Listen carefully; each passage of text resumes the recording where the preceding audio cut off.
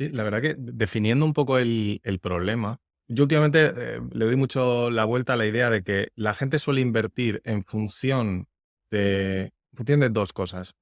Lo más relevante seguramente lo que ha pasado en los últimos 10 años, ¿no? Lo que ha pasado en los últimos 10 años marca totalmente lo que la mayoría de la gente va a seguir haciendo, porque, bueno, piensas que las cosas no van a cambiar tanto. Entonces, si en los últimos 10 años has tenido un crecimiento importante con una inflación moderada o benigna, que no te ha hecho daño en la cartera, necesitas bastante tiempo de cambio hasta que la mayoría de la gente cambia, ¿no?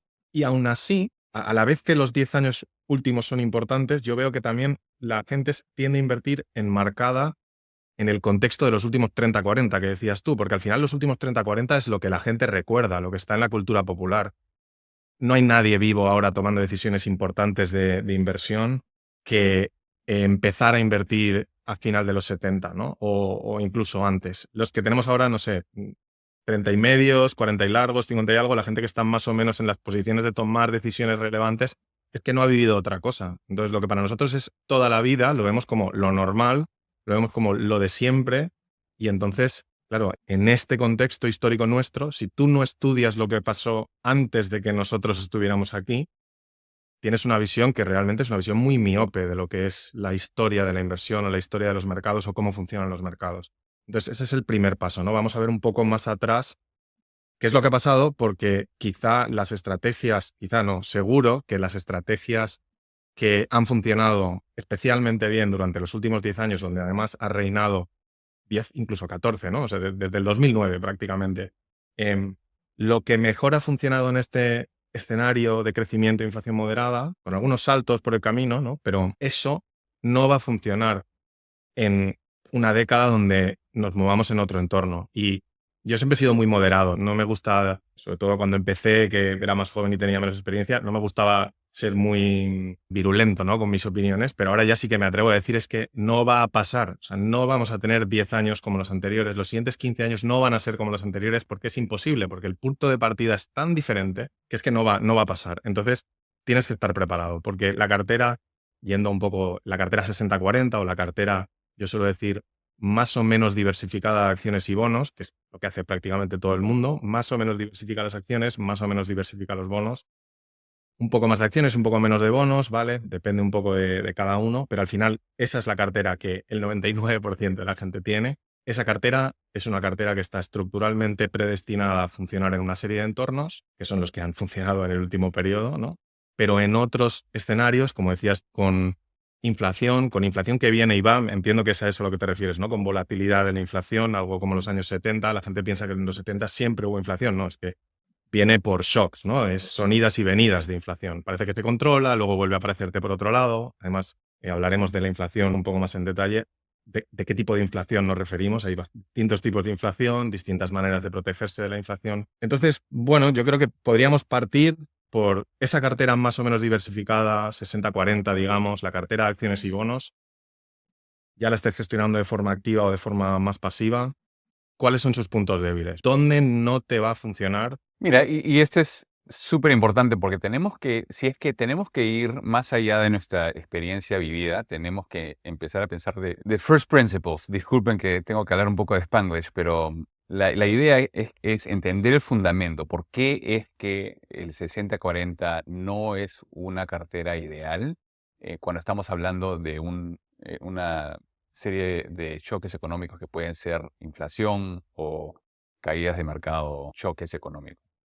Y la razón es porque el 60-40, básicamente, el 60 es una apuesta a que la economía va a seguir siendo persistentemente robusta, va a haber mucha liquidez y no va a haber inflación. Esas son las tres cosas que tú estás diciendo. Si sabes que vamos a estar en una etapa de cero inflación, crecimiento constante y alta liquidez, cómprate 100% tu renta variable. Así, si sabes lo que va a pasar, haz eso. Si piensas que va a ser una época de baja inflación, pero bajo crecimiento, entonces vas a querer comprarte tu renta fija de los gobiernos internacionales, porque eso es lo que te va a dar la tasa de interés más estable, no vas a tener que sufrir mucho de caídas de mercado. El momento que empiezas a tener problemas con la volatilidad de inflación, ahí te vas a dar cuenta. Si tú revisas el 60-40 de 1900 a 1920 en términos de retornos reales, hiciste aproximadamente 0%. 0% por 20 años. Lo mismo pasó en los 40 y lo mismo pasó en los 70 y en un 60-40 básicamente hizo 1 o 2% al año del 2000 al 2010. No hay que olvidarnos que eso nos pasó. Y estamos hablando ahora también no solamente de un mundo que termina invirtiendo en renta variable y renta fija, pero también está invirtiendo en renta fija con índices de costo bajo. Entonces sabemos que si es que aplican esas inversiones baratas que solamente son los índices, sabemos lo que pasó en los índices de 2000-2010. Puedes tener una década sin hacer ningún retorno. Entonces no está diseñado para nuestra vida. O sea, nosotros vivimos una vida como inversores y no vamos a saber cuál va a ser la carretera que nos va a tocar en los siguientes 3 años, 5 años, 10 años. Entonces, si tienes que tomar una decisión en un mundo incertidumbre, tienes que empezar a pensar, ok, ¿cuáles son los componentes que necesito hoy Sin saber. para minimizar las chances de mala suerte? Ahora, eso significa que también vas a minimizar las chances de mucha buena suerte. Y ese es el gran problema emocional de invertir en una cartera en la cual vas a ser muy diferente a tus compatriotas. El 60-40 es el estándar.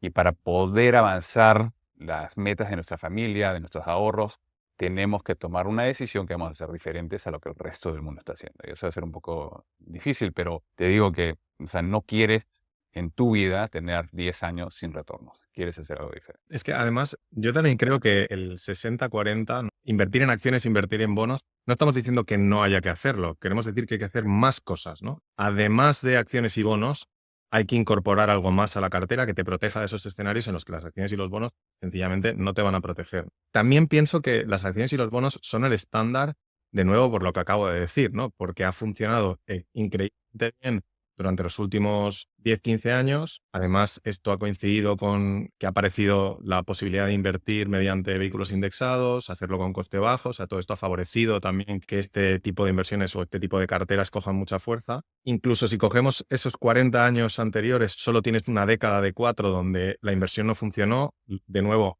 una anomalía histórica. Esto no es lo normal. Hay muchos periodos de 4 décadas en los que 2 décadas son malas o 3 décadas son malas. Esto tampoco es normal. O sea que es una anomalía dentro de la anomalía, los últimos 10 dentro de los últimos 40, que es casi imposible que esto se...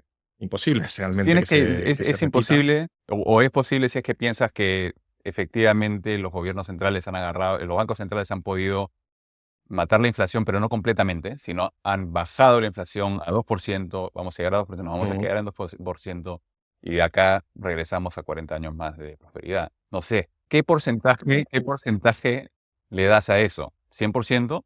¿90%? ¿50%? Entonces, si es 50%, entonces tienes que hacer algo diferente con el otro 50%. Tienes que pensarlo de esa manera. Tienes que pensar en un mundo probabilístico. Es una visión interesante. No estoy diciendo que no es posible, ¿eh? Que no es posible que cuando hablas con gente y le dices una anualidad dentro de una anualidad, dicen, sí, sí, eso es una excusa por gente que usó diversificación cuando tenías que concentrarte. No, está bien, tienes razón. Pasó algo que no debería haber pasado por tanto tiempo. De repente continúa así. Hay que asignarle una probabilidad y con la parte que no estás seguro, haz algo diferente. Por si acaso. Porque tienes una vida, no tienes 10, 20, Mm. 30 chances a tratar de mejorar el problema. Tienes una carretera. No tenemos idea cómo va a ser. Y entonces eso que hay que incorporar a la cartera, que vamos a hablar en los siguientes capítulos, en definitiva tiene que ser algo que funcione. Bueno, que dé equilibrio, porque no hemos comentado, ¿no? También, pero típicamente la cartera de acciones y bonos es renta variable, bueno, si es con un índice market cap, ¿no? Con las compañías más grandes acaban pesando más y dominan los movimientos del índice. Hay quien lo hace de forma activa, con otro tipo de exposición a renta variable, pero al final algo que va a ser muy procíclico, ¿no? Con una volatilidad alta, etcétera. La renta fija típicamente es renta fija agregada. Entonces estamos hablando de esos dos pistones que te escucho decir mucho. Es una máquina con dos pistones donde uno es mucho más potente que el otro. Entonces creo que se puede ver, por ejemplo, si ves en la década de los 2000, donde la primera de las crisis es una burbuja, cae la renta variable, la renta fija realmente en agregado no se inmuta, pero no tiene la suficiente fuerza como para compensar la caída de la renta variable. Hay que ver un poco las proporciones, pero en la típica cartera 60-40, la renta fija, más que descorrelacionar, más que hacerte cubrir las pérdidas de la renta variable, lo que hace es moderar la exposición al ciclo que tienes tú, ¿no? O sea, es una manera de invertir sin estar tan expuesto al ciclo económico, por un lado. Por otro lado, necesitaríamos algo que funcionara cuando viene esa volatilidad en la inflación de la que hablas tú.